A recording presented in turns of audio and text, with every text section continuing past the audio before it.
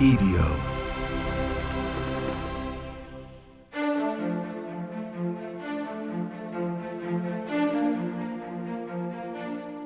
We're back on the street. This time, we stay. The Grand Cinema on Sveavägen, Friday, February 28th, 1986. The film has ended. Olof Palme and his wife Lisbeth have said goodnight to their son and his girlfriend outside the theater. They're alone. No bodyguards. Palme dismissed a security detail earlier in the day, as he frequently did, because he believed, genuinely, stubbornly, at considerable personal risk, that a prime minister of a democracy should be able to walk his own city without an armed escort. Palme's decision to visit the Grand Cinema was made at a very short notice. His son has later said that Palme tried to reach his bodyguard detail before going out that evening, and for unknown reasons, he couldn't. Now, whether this constitutes a meaningful change to the story is a question each listener will have to answer for themselves. What it means is that the most consequential walk of Olof Palme's life began with a small, routine, entirely ordinary failure of logistics. It's 11:21 in the evening. The street is well lit. Stockholm's busy. They're walking north on Sveavägen when a man steps out from a recessed doorway on the street behind them. He fires once at close range. Palme falls. He fires a second time, grazing Lisbeth across the back. Then he walks, not runs, he walks toward a nearby staircase and disappears up into the tunnel-gotten alley above. In the next 34 years, the Swedish government will interview more than 10,000 people. 134 separate individuals will confess to the murder. The murder weapon will never be found.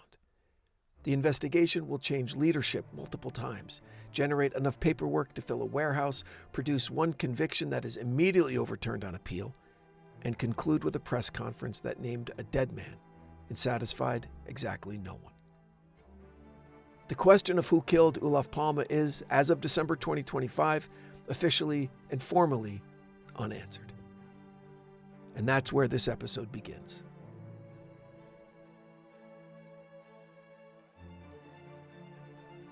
Welcome back to the Ides of April.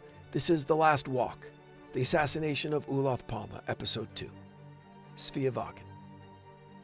If you've been listening and haven't yet followed the podcast, please take a minute and do it now, wherever you get your audio, and on our social channels and on YouTube. It takes 10 seconds, and it makes everything else possible. Now, on with the show.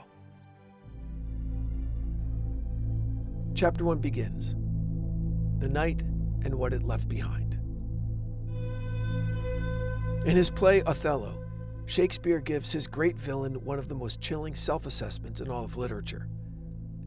"I am not what I am," Iago says, early and quietly, before the machinery of his deception is fully engaged.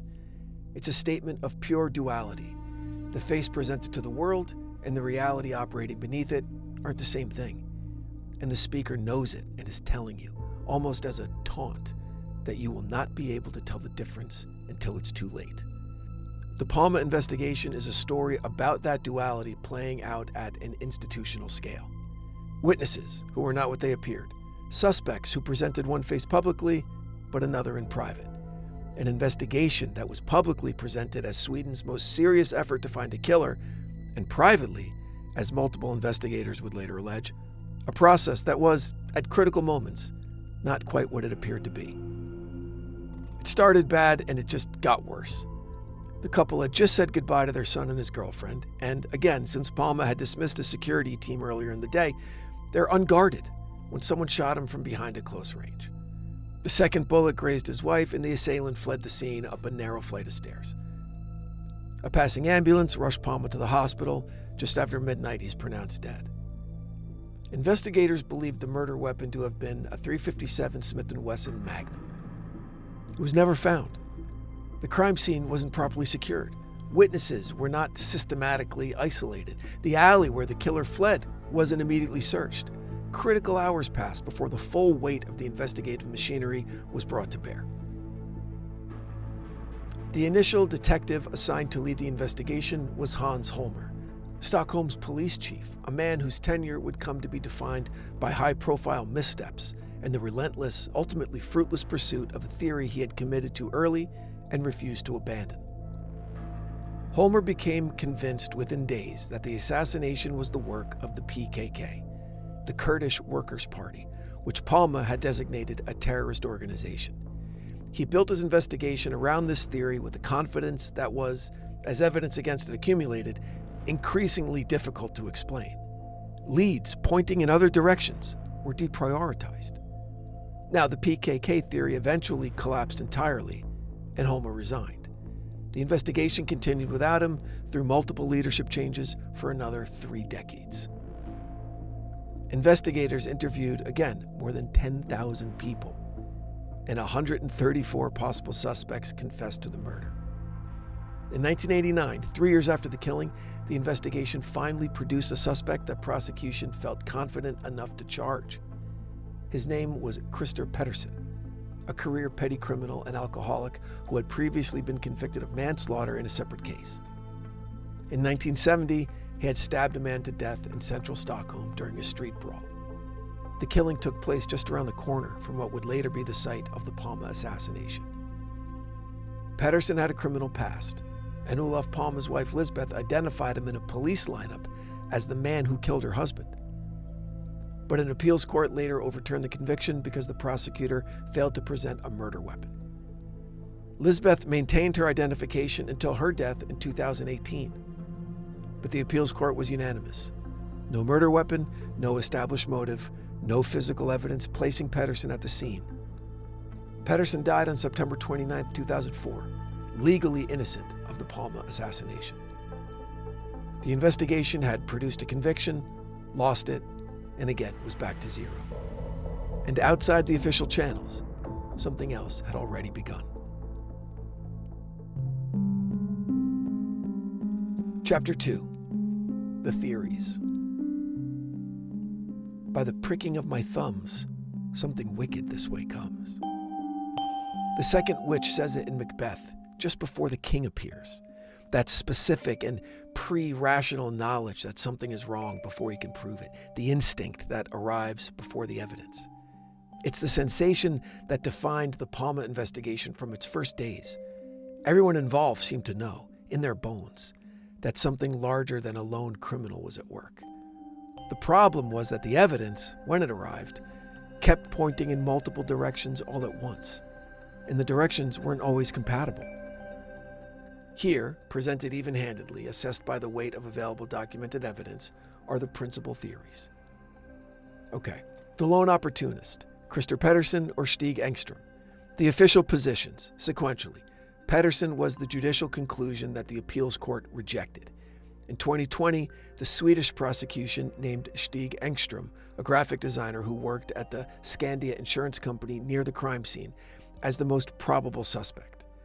No direct evidence was presented, but the prosecutor mentioned Engström's past knowledge of weapons, friendship with anti-Palme circles, and similar clothes as described by certain witnesses. However, as Engström died on June 26, 2000, and no further investigative or judicial measures were possible, the investigation was officially closed. The 2020 conclusion was widely criticized. The evidence was only circumstantial, and by the prosecutor's own admission, too weak to ensure a trial had the suspect even been alive. Then, in December 2025, a new chief prosecutor announced that Stig Engström was no longer the main suspect of the assassination, but the investigation would not still be reopened.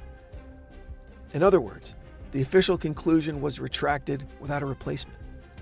The case is simultaneously closed and without a conclusion. The South African thread. Now, this is the theory with the most specific, documented, named evidentiary foundation. At the time, the apartheid state had set up a number of clandestine dirty tricks units, including Operation Longreach, headed by Craig Michael Williamson.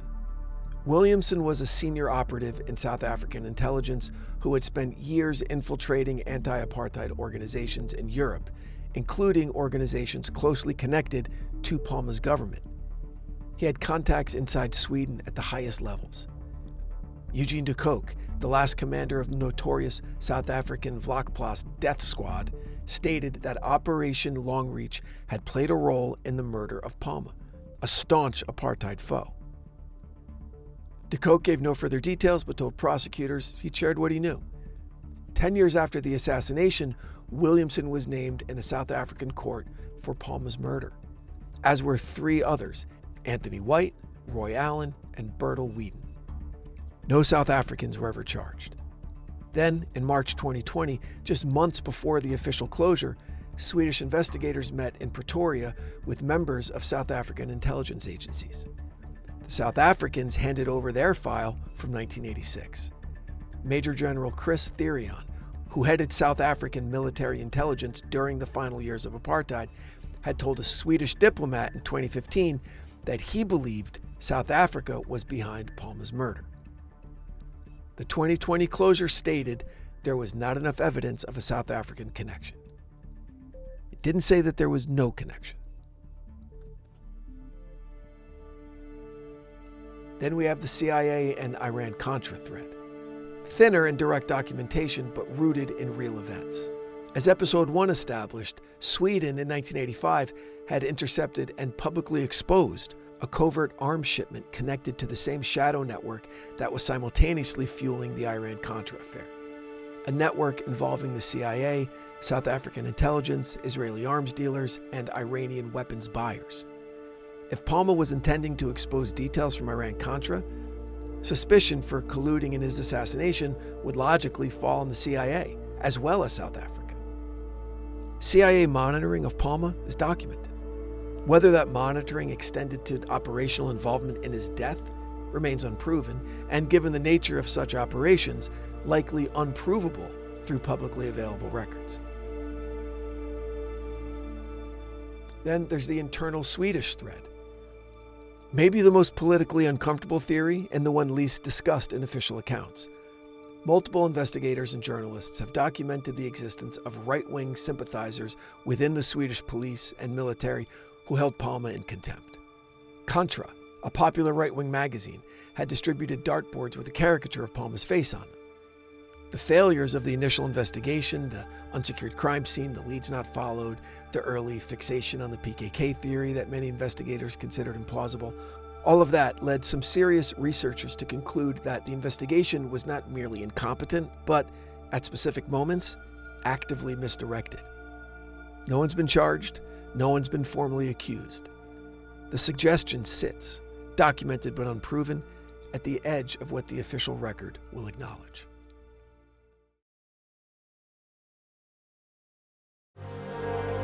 Chapter 3.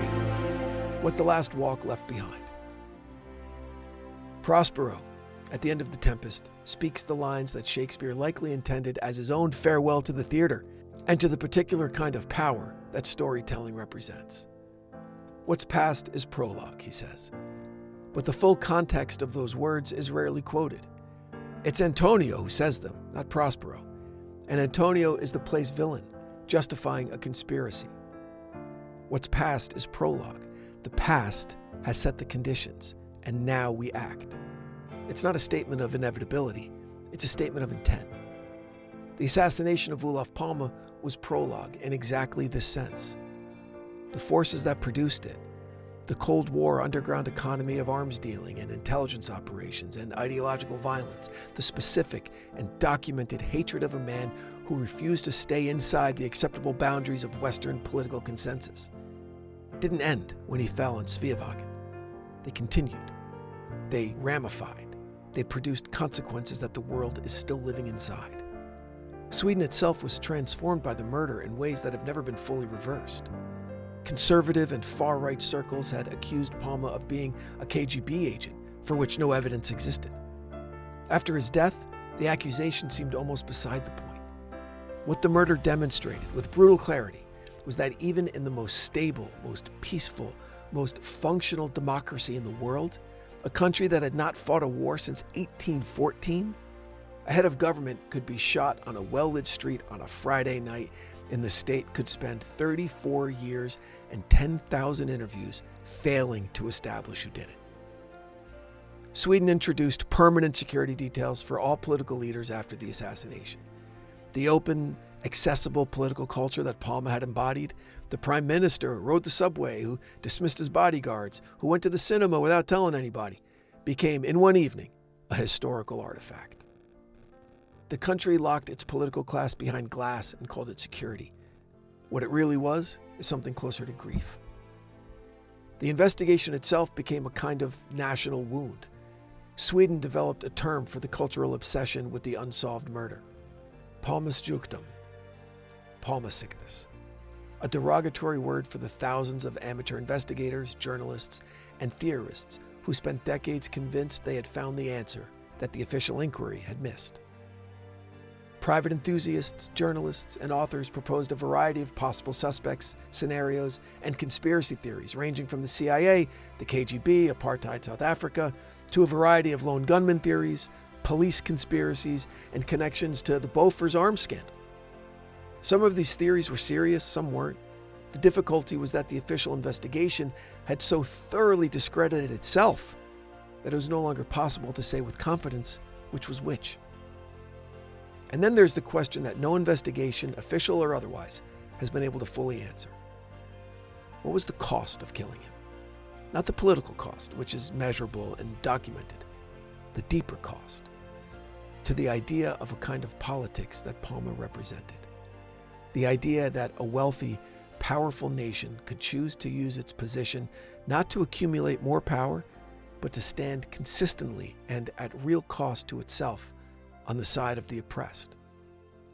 That Sweden could fund the ANC through Swiss accounts, could march at the head of anti-apartheid demonstrations, could shelter Chilean exiles, could condemn American bombing campaigns by name, and could do all this not because it served Sweden's strategic interest, but because Olof Palme had looked at the Jim Crow South from a Greyhound bus window in 1948 and decided that the condition of the world was a political problem, and political problems could be solved.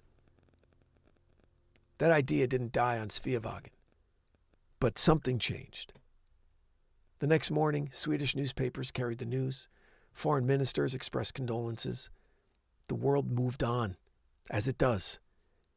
And the forces that had operated in the shadows around Palme's political life, the arms networks, the intelligence services, the underground economy of Cold War power, continued their work, largely undisturbed, behind the closed case file. Walt Whitman wrote in the years after Lincoln's assassination that the death of a leader is not merely the death of a man. It's the death of a direction, a possible future that existed, however imperfectly, in the choices and commitments of that specific individual. And that doesn't automatically survive their absence. Look, Olof Palme was no saint. He was impulsive, sometimes arrogant, occasionally very wrong. He made political calculations and had allies of convenience. He operated in a world of real politics and accepted its terms. But he also did something rare and genuinely costly. He used the authority of his office to say, repeatedly and publicly, that the powerful were accountable to the same moral standards that they applied to the weak. That apartheid was wrong, regardless of its strategic utility. That civilian bombing was a war crime, regardless of which flag authorized it. That the dignity of the poor was a political question and not merely a charitable concern. He walked home on a Friday night without a bodyguard because he believed that a society secure in its values didn't require a man to travel armed through its streets. He was wrong about the security, but he wasn't wrong about the values.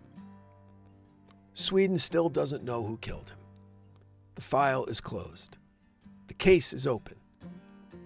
And on Sveavägen, where a small plaque now marks the spot where he fell, people still come to leave flowers. Not because the mystery is romantic, but because the loss is real. This has been The Last Walk, the assassination of Olof Palme. Thanks for listening. The Ides of April is an EVO production recorded live at Bel Air Studios in Los Angeles, California. For the Ides of April, I'm your writer and host, Brandon Morgan.